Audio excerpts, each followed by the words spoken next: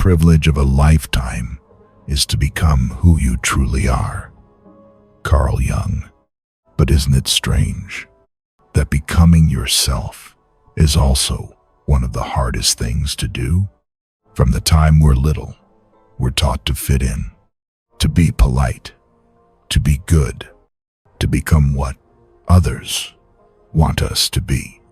We learn to hide our feelings, to second-guess our thoughts, to smile when we're hurting, to say, "I'm fine," when we're not. And slowly, we start wearing masks to be liked, to be accepted, until one day we look in the mirror and no longer recognize the person staring back. If you've ever felt different, if you think deeply, feel too much, and don't easily blend in, you're not broken. You might just be on the path Jung called individuation, the journey of becoming yourself. And yes, it's a lonely path sometimes, but it's also where healing begins, where you stop pretending, where your real self, the one buried under years of expectations, starts to wake up again. Part 1. The first struggle. Do you remember the first time you felt like you didn't belong? Maybe you were a kid, sitting quietly in a room full of noise, wondering why the things that seemed to excite others just felt empty to you. Or maybe you asked questions no one else seemed to ask. Why are we doing this? Why does this matter? Is this really me? That's not you being difficult. That's not you being too sensitive or too much. That's the beginning of awareness. Jung believed that every soul carries a unique blueprint, what he called the self. And the self doesn't care about fitting in. It cares about becoming whole. But when we're young, that truth is terrifying, because being different feels dangerous. So we adapt. We split ourselves. We become who we think we should be, while burying who we really are. And here's the thing Jung knew deeply. What we reject doesn't disappear. It waits in the shadows, in our anxiety, our numbness, our unexplained sadness. It waits until we're finally ready to face it. That first pain, the loneliness, the confusion, the feeling of being other, is not the end. It's the call, the very first invitation to stop living someone else's life and start returning to your own. Part 2. The second struggle. At some point, you try to go back to what's familiar, back to the you that people liked more, the one who didn't ask too many questions, the one who smiled on cue, the one who knew how to play the role. But something's changed. The old mask doesn't fit anymore. And even when you force yourself to wear it, there's this quiet ache that whispers, "This isn't me." That's when the second struggle begins. The inner war between who you've been and who you're becoming. Jung called this the tension of opposites. Two parts of the self, pulling in opposite directions, not to destroy each other, but to wake you up. You begin to see how much of your life was lived for approval. How often you said yes when your soul screamed no. How many dreams you tucked away to avoid disappointing others. And now you're face to face with a truth that's hard to swallow. Growth means loss. You'll lose old identities. You'll lose comfort. You may even lose people. But Jung reminds us, there is no coming to consciousness without pain. This is not a breakdown. This is a breakthrough. The beginning of becoming whole. Part 3. The first light. And then, just when you think you've lost everything, something unexpected happens. Not all at once. Not with fireworks. But like the first ray of morning sunlight slipping through the cracks. You start to feel lighter. Maybe you wake up one day and your first thought isn't dread. Maybe someone asks how you're doing, and this time, you answer honestly.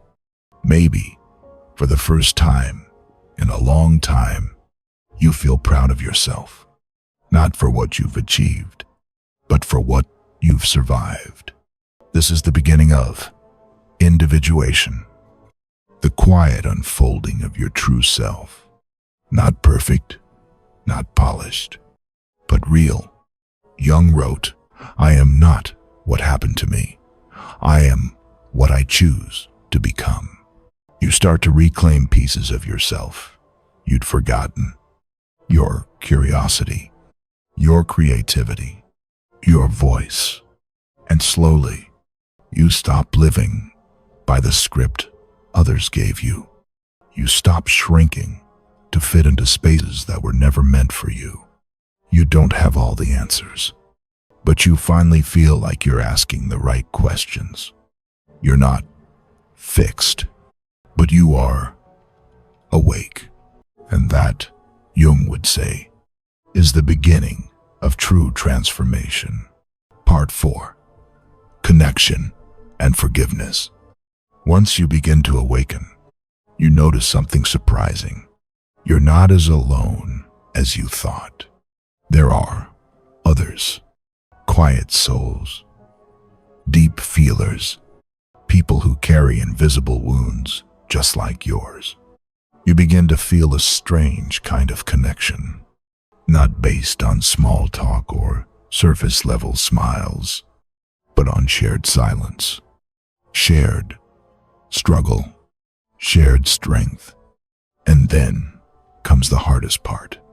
Forgiveness. Not just for them, for the ones who hurt you, misunderstood you, left you when you needed them most, but for yourself, for the years you stayed silent, for the times you betrayed your own truth, just to be accepted. Jung believed that healing requires confronting your shadow, the parts of you you've rejected, buried, been ashamed of. But when you finally look at that shadow, with honesty, with compassion, with courage, you realize it was never your enemy. It was your teacher. You don't have to forget. You don't even have to understand it all. But you can forgive, not because what happened was okay, but because you're ready to let it stop defining you. Forgiveness is not weakness. It's freedom. And with that freedom, you begin to reconnect with others, with the world, and most importantly, with yourself. Part 5. Becoming yourself. Carl Jung once said, "The most terrifying thing is to accept oneself completely. But what if that's also the most liberating thing?" Becoming yourself isn't about becoming someone better. It's about unbecoming everything you were never meant to be.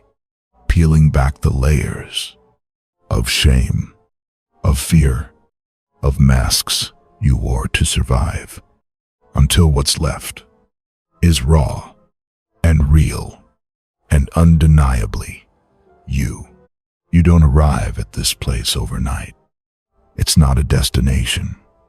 It's a practice, a devotion to walk through your own fire without burning out, to claim your story, even if others still don't understand it, to stand tall, even if your voice shakes. True individuation, as Jung called it, is not about perfection. It's about integration, bringing all parts of your self-light and shadow into wholeness. Not hiding, not shrinking, not performing, but simply being the one who feels deeply, thinks deeply, loves quietly, but fiercely. The world may never fully understand you, but that's okay, because you understand yourself now, and that's enough. You are not broken. You are becoming, and maybe, just maybe, that was the whole point all along. If this message found you tonight, maybe it's because a part of you is ready to stop pretending, ready to come home to yourself. Carl Jung believed, what you resist not only persists, but will grow in size. So instead of resisting your depth, your difference, your pain, what if you embraced it? Because the truth is, you were never too much. You were never broken. You were always becoming. And in a world that rewards masks, choosing authenticity is a quiet revolution. So tonight, as you rest, I hope you remember, you're not alone. You're not lost. You're on your way. If this video spoke to something inside you, take a moment to breathe with it. And if you feel called, subscribe or share this with someone else walking their own quiet path. Until next time, be gentle with yourself. You are worth knowing exactly as you are.